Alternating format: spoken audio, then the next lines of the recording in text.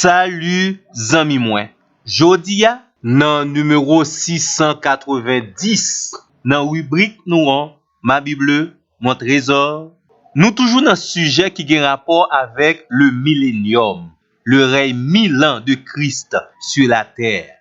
Et nous te commencé citer pour vous-même quelques buts du millénium. 1. Le millénium a pour but de récompenser les saints de Dieu. 2. Le millénium a pour but d'exaucer la prière souvent récitée du Notre Père. Que ton règne vienne. 3. Le millénium a pour but de racheter la création.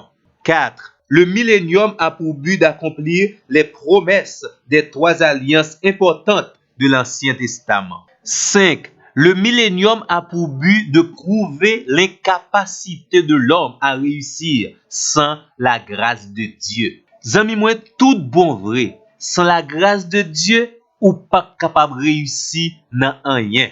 Et c'est pas ou même seulement non.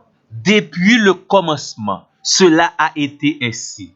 Quel que soit l'héritage de l'homme, quel que soit son environnement, sans la grâce de Dieu, toujours l'homme échoue. Bonne baou quelques petits rappels. En Genèse, chapitre 3, l'homme a échoué par une désobéissance volontaire. En Genèse, chapitre 6, l'homme a échoué par la corruption généralisée.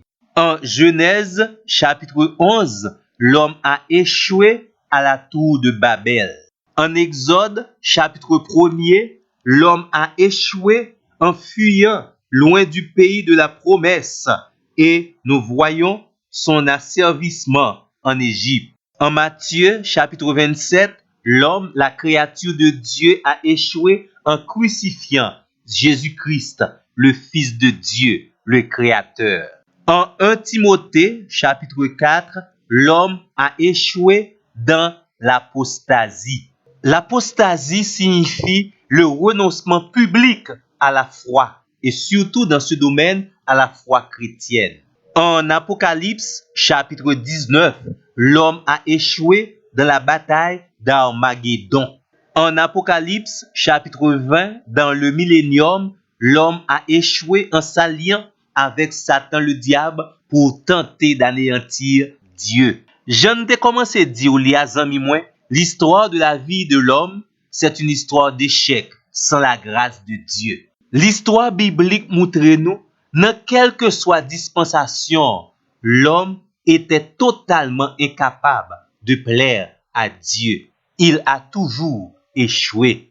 Que on te parlé de la dispensation de l'innocence, de la dispensation de la conscience, de la dispensation du gouvernement humain, de la dispensation de la promesse, de la dispensation de la loi, de la dispensation de l'Église, de la dispensation de la tribulation et même dans le millénium. Et c'est exactement résumé ça Jésus t'a dit dans Jean chapitre 15. Sans moi, vous ne pouvez rien faire. Zami mwen, tout bon vrai. Heureusement, Dieu a fait grâce à l'homme. Là où le péché a abondé, la grâce de Dieu envers nous a surabondé. Gloire à Dieu. Notre invitation est toujours la même. Accepter et rester, demeurer dans la grâce de Dieu. 6e but du millénium est d'accomplir certaines prophéties bibliques. Yon aspect dans prophétie dans la Bible qui intéresse nous surtout, c'est la gloire de Christ.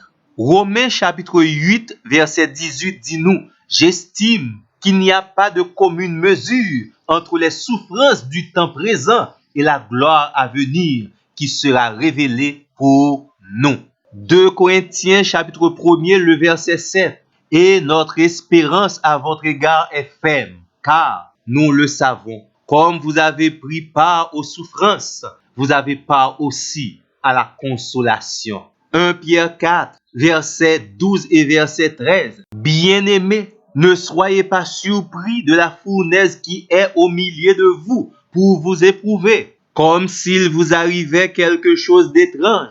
Au contraire, réjouissez-vous de la participation aux souffrances du Christ, afin de vous réjouir avec allégresse lors de la révélation de sa gloire. Et le dernier texte qui nous concerne est 1 Pierre chapitre 5, le verset 1er. J'exhorte donc les anciens qui sont parmi vous, moi, ancien comme eux, témoins de la souffrance du Christ et participants à la gloire qui doit être révélée.